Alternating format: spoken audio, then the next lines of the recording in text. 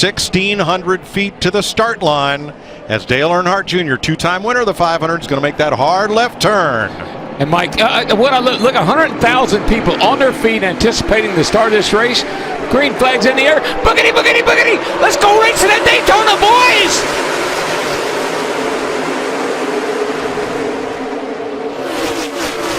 46 to 48 laps. This first stage is the exact same length as the dual race, 60 laps. So you pit now, you can go to the end of stage number 1. I would not be a bit surprised over the next few laps to see some drivers hitting pit road. Here they come, Larry. Zero speed in 4, 5, 3, 2. A lot of those fast Fords come to pit road. Regan. Well, Kevin Harvick spots the 40th pit stall, first stall in. Rodney Childers says he likes that stall. It's going to be gas only for Kevin Harvick. Ricky Stenhouse Jr. hits his pit stall. They wanted to pit a couple laps ago, but he couldn't get in off the bottom. Matt. Joey Logano eases into his box. They're going to just top him off with fuel. The gas man, Chris Conklin, connected. Todd Gordon says, "You are gone." Kyle Larson was one driver I saw that took tires, but most were gas only. And he was the only Chevrolet that pitted with all those Fords. I was going to say, did you notice anything about the group that came in? They were all Denny Fords. Hamlin loose off of turn 4. Just saved it there. I don't know if he was trying to come to pit road, possibly. Here's a shot. Oh, I see Denny Hamlin's 3 wide in the middle. Oops. Oh, just so close. I think right here it's Blaney's got to worry about himself. He'd like to help Keselowski, but he just can't do it. It might jeopardize him winning this stage. So I think he's going to hold what he's got. Yeah, William Byron's shot was right there. Blaney did a great job blocking the bottom lane. On the top side, Ryan Blaney brings him to the green and white checkered flag and wins stage 2 in his Penske Ford. Mike, you help when you can. You help your teammates, but when it means it's going to hurt you, you got to just worry about yourself. Want to peel off early if you're coming, and some of them are. Boy, a bunch of them did, but not our leader. Whoa! Car goes around in the trial, the spin, sliding out of control. BJ McLeod brings out the caution. Stenhouse has wrecked on pit road with Tyler Reddick. Another car is sitting littered in the grass, and we're under caution. That is the 52. That's Cody Ware. I think Reddick got the left rear tire of Jimmy Johnson, then Jimmy couldn't get in his pit stall. That's one of the most difficult things in the world to do is running 200 miles an hour and try to get on pit road under green conditions. You can see Stenhouse too close to the pit wall. I don't know if they're going to even be able to get the left side up on that car.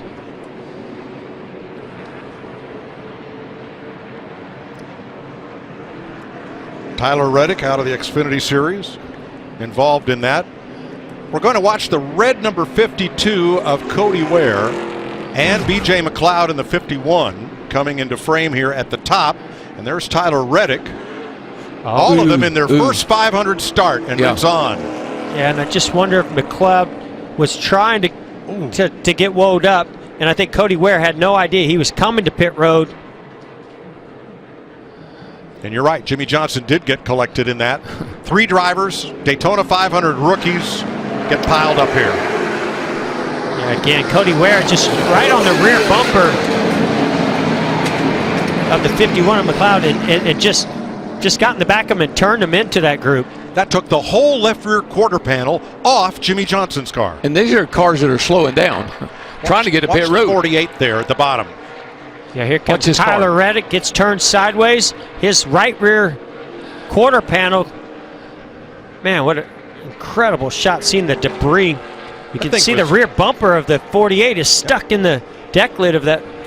Reddick's car came into Johnson's like a cheese grater and just took the whole. Look what's left. There you go. They're not going. I mean, this is big trouble because they're going to have a hard time putting fuel in it. They've got to make those repairs. That's pretty heavy damage. BJ McLeod picks up a bunch of turf, and because of the position of the stopped cars, pit road is going to remain closed here for this. Why did they choose 20 to go, DW, and now do it? Yeah, we're setting up for the finish. Crash! Kyle Larson. Wow. It's Joey Logano. Now Kevin Harvick's going to spinning. Keselowski. Caution. 5 back to the next group. Caution's out. Might that look like another left rear tire? Maybe made contact and got the left rear tire knocked down.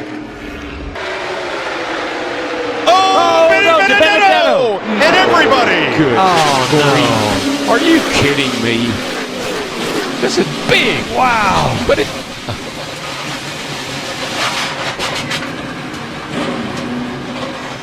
Boy, it just reminds me of the Clash. Same type of carnage that we saw where these cars were going everywhere. A lot of damage as they all got to turn 3. Well, that ruined everything.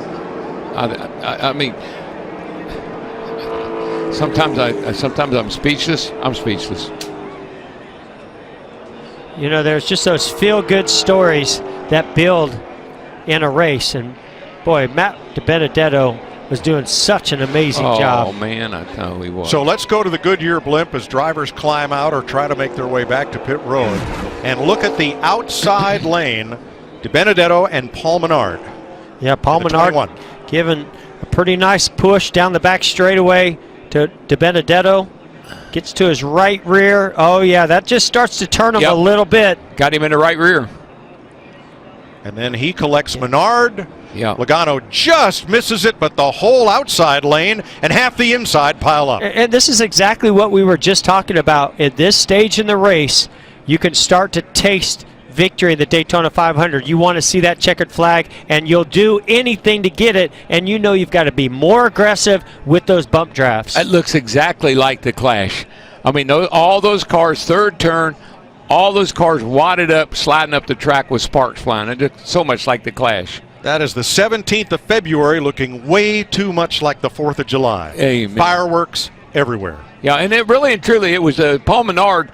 He gave DiBenedetto a little shove, but it was on the outside, on the right side, and that just turned DiBenedetto into the outside wall, and then it was on from there. And a different situation than we saw in the Clash between Menard and with Jimmy Johnson, but it was a similar thing when we heard the spotter on the 21, Menard say, well, he zigged and we zagged. And in this case, Menard told his team on the radio, I just bumped him a little too hard. Yeah, I mean, what are you going to do? It's the end of the race. You're trying to help that guy. You're trying to help DiBenedetto. You're not trying to wreck him, but just bad judgment. Look at that pit car. Almirola's number 10. Look at David Reagan underneath the 10 of Almirola. David Reagan, see what springs he's running. Look at that. All those sparks flying. My gosh. Man. Oh, he's going to turn the 30.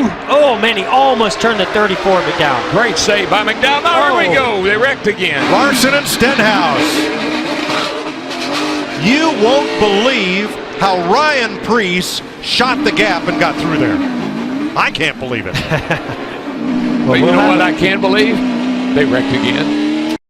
Actually, this wreck ended up happening because the 17 of Stenhouse dove to the middle. There really wasn't much of a hole there. Collects Larson the 4, knocks the 4. Kevin Harvick, he goes up to the hill, hits infield. the wall, and here comes the 13, gets into the 2, spins him around. And Logano looks low.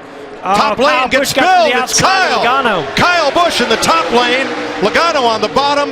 McDowell, the second yellow car. Where will he go? So interesting that McDowell decided to go with Kyle Busch, but here comes Eric Jones on the inside. Denny Hamlin. Hamlin off turn number 4. No, side-by-side battle to the finish. This time, Denny Hamlin wins his second Daytona 500 and wins it for Coach Gibbs in Toyota. In the 11 car. Wow. What a day for J.D. Gibbs, for Joe Gibbs, for that whole team. Mike, that's storybook stuff right there. That was meant to be. So get in again, my friend. Nice work.